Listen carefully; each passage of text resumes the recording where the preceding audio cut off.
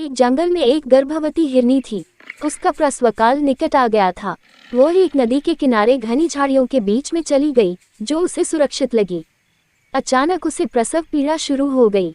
उसी समय आसमान में काले काले बादल छा गए और बिजली कड़कने लगी, जिससे जंगल में आग भड़क उठी।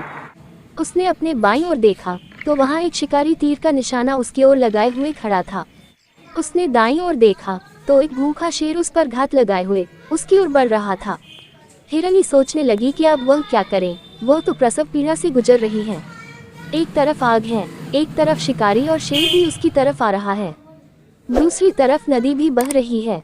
क्या मैं और मेरा बच्चा इन सब से सुरक्षित रह पाएंगे? फिर उसने अपना सारा ध्यान अपने बच्चे को जन्म देने में लगा लिया। बाकी सब कुछ ईश्वर के भरोसे छोड़ दिया। फिर जो हुआ आश्चर्यजनक था। बिजली कड़कड़ाने से शिकारी की आंखें चौंधिया गई। तीर दूसरी ओर चल गया और जाकर भूखे शेर को लग गया। इसी बीच बारिश होने लगी और जंगल की आग बुझ गई। इधर हिरनी ने एक स्वस्थ बच्चे को जन्म दिया। दोस्तों, ऐसी समस्याएं कभी कभी हमारे सामने भी आ जाती है।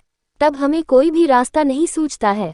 इन विपरीत परिस्थितियों में नकारात्मक होने के बजाय हमें अपने काम पर सकारात्मकता के साथ लगे रहना है।